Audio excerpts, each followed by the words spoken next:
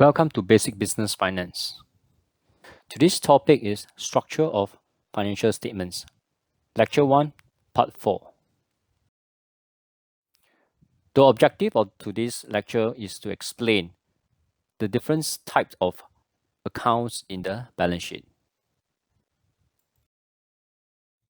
The outline is will touch on the structure of the financial statement, especially on the balance sheet.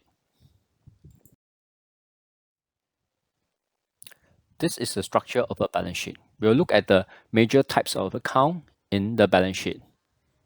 The balance sheet shows all items that owned by the company are the total assets. The total assets comprises of two sub assets. One is current assets. The other one is fixed assets. Next, we look at on the right side of the balance sheet, the total liabilities and equity. We will look at liability first. Liability is debt owned by the firm. You have two subsets. One is current liabilities. One is long-term liabilities. Finally, we look at the shareholders' equity. It is the capital contributed by owners. Okay. This whole balance sheet is also known as financial position of a company at a certain point in time. Basically, it tells you where the money in the business come from. Is it from the owners or the shareholders? Such as share capital. Lenders, how about money also money come from lenders such as banks and finance company. Also, where is money invested in the business, such as purchase of assets, for example, inventories and machineries. Let's look at the structure of this balance sheet. On the left side, you have current asset and fixed asset. The fixed asset is also known as long-term asset or non-current asset. It has tangible fixed asset and intangible fixed asset. The word tangible means you can see, can touch. It has some sort of physical form. Intangible fixed asset is you can't see, can't touch, cannot be touched. Okay. Example of an intangible asset you might ask is copyrights, goodwill. These are things that doesn't have it cannot see and touch a copyright, but it's a long-term asset to a business, to a company. Next, we have long-term debts. Normally, we call it as non-current liabilities. And we have shareholders' equity, also can be known as owner's equity, the simpler name. And net working capital, you realize that, look at this net working capital, it's basically the difference of current assets minus the current liabilities, which we'll touch in more details in later topics. Current assets, they are short-term assets, which are expected to be converted into cash within a year, or can be easily converted into cash. Examples are cash, marketable securities, such as treasury bills. Example, treasury bills are some form of security, a type of securities that can be easily converted to cash anytime in need. It's like bond, right? Account receivables, also known as debtors. They are they are basically amounts due from customers. Inventories, also known as stock. Examples are raw materials or finished goods waiting to be sold. Next, we look at fixed assets. It's part of a long-term non-current assets. It's also known as property, plant, and equipment. In short, they call it PPE. The expected long lives basically means they're expected to live. It has a useful life of more than a year. Examples: land and buildings, machinery and equipment, furniture and fixings, vehicles. Accumulate depreciation. These are basically costs of the fixed asset are be to written off over the useful life. It means you reduce the value of the fixed asset. The process and amount of annual write-off is called depreciation. The formula is such as this is depreciation equals to the cost of the fixed asset divided by the useful life of the fixed asset.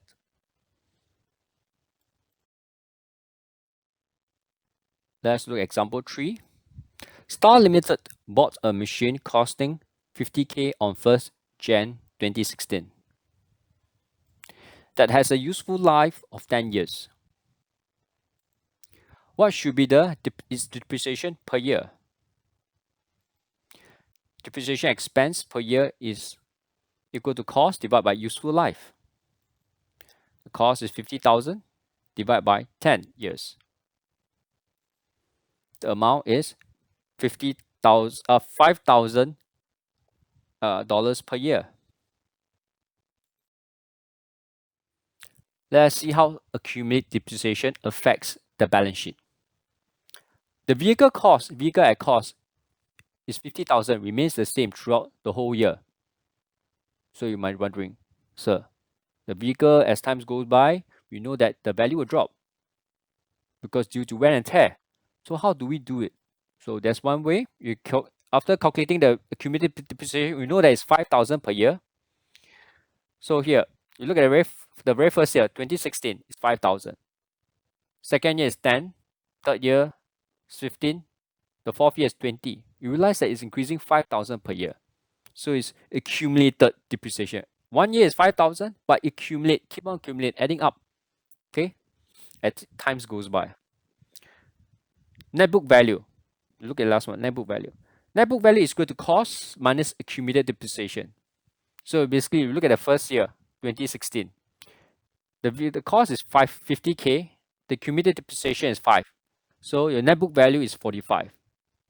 This will better reflect the actual value, the current value of the vehicle, because just the vehicle will drop in value due to wear and tear.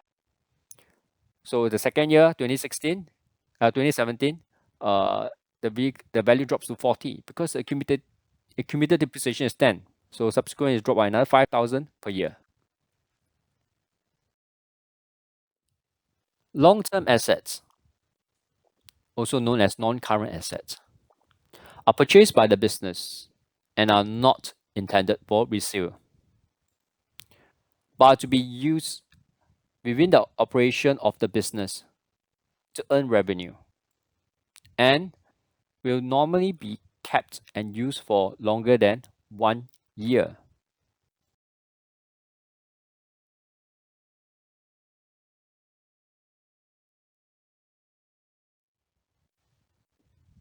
Long-term assets include fixed asset, long-term deposits, and long-term investment. Current liabilities are short-term borrowings or owing, which are expected to be repaid within 1 year. Examples are short-term loans, account payable, also known as creditors. These are amounts payable to suppliers. You buy something from supplier and you owe them. You receive the goods but haven't paid them yet. These are amount owed to suppliers or creditors. Accrual, it basically means amounts owed to staff. Okay, example, amount owed to staff for salaries or amount owed for service which the bill is not received yet. Next, we look at tax payable, basically tax that are due to the government. Long-term liabilities, also known as non-current liabilities. They are long-term borrowings or owing, which are expected to be repaid after 1 year. After, remember the word is after. So it's anything more than 1 year, is long term. Anything less than 1 year is current, like current term, short term. So look at some examples here. Long-term bank loans, bonds issued by the company. Usually bonds are in long term. Shareholders' equity. A company can raise money by issuing shares. Investors who buy shares become the shareholders or owners of the company. Okay, look at the balance sheet itself. Here, there's fall under the shareholders' equity. Shareholders' equity represents the owner's claim on the company and include payout capital. Payout capital is basically the amounts paid by the shareholders for the shares issued, or retained earnings, also known as retained profits. Payout capital, it represents the amount paid by the shareholders for the shares issued by the company. Basically, it means shareholders buy these shares issued by the company and they become the shareholders.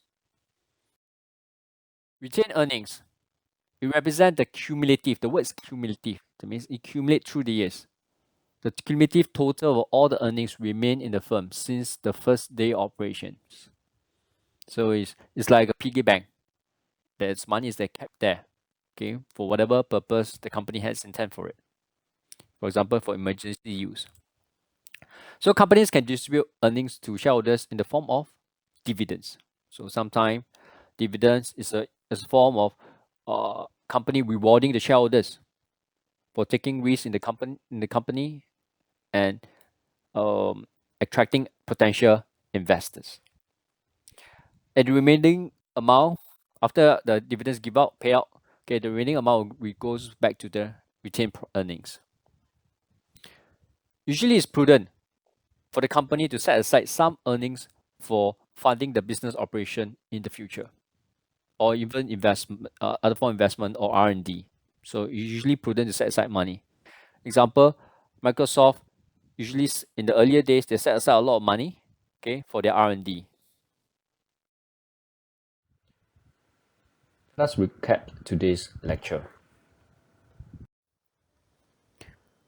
Definition of finance.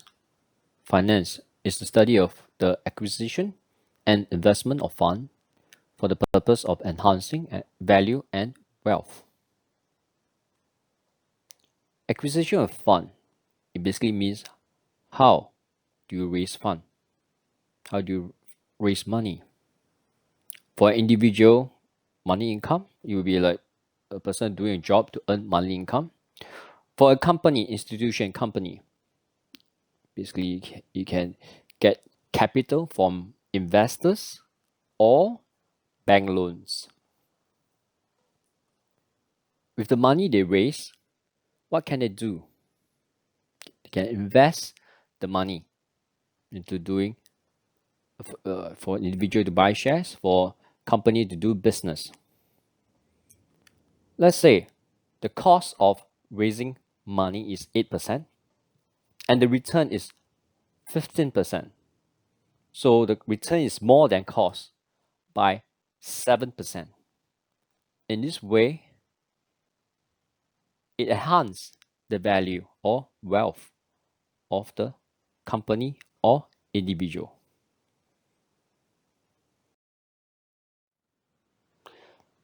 Here we look at the key activities of financial manager. There are three. The first one is perform financial analysis and planning. Here, the financial manager is monitoring the firm's financial health and requirements. Second one, making investment decision.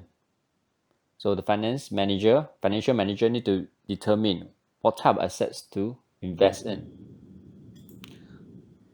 The third one is making financing decisions. So determine the source of financing.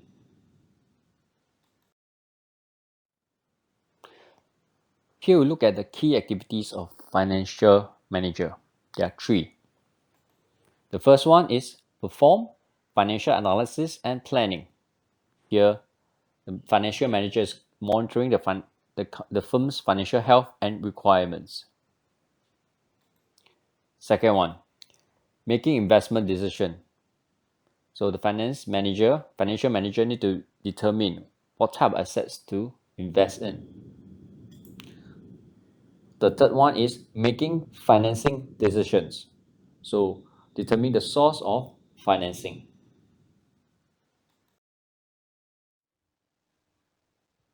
The income statements provides information about a firm's operating results during a specific period. Usually, the specific period is 1 year. So basically, it means that for the past 1 year, you know that whether the company is doing good or bad. Usually, this is measured in terms of profit. So the basic elements in this income statements are revenues and expenses. The balance sheet must balance. It can be expressed in an accounting equation as this. The asset must always equals to owner's equity plus liabilities.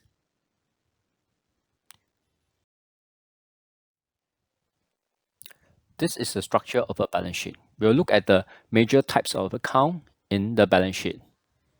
The balance sheet shows all items that owned by the company are the total assets. The total assets comprises of two sub assets. One is current assets. The other one is fixed asset. Next, we look at on the right side of the balance sheet, the total liabilities and total and equity. We will look at liability first. Liability is debt owned by the firm. You have two subsets. One is current liabilities. One is long-term liabilities. Finally, we look at the shareholders' equity. It is the capital contributed by owners. Okay. This whole balance sheet is also known as financial position of a company at a certain point in time. Basically, it tells you where the money in the business come from. Is it from the owners or the shareholders, such as share capital? Lenders, how about money also money come from lenders, such as banks and finance company. Also, where is money invested in the business, such as purchase of assets, for example, inventories and machineries.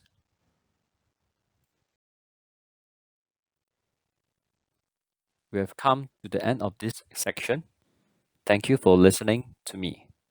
Bye bye.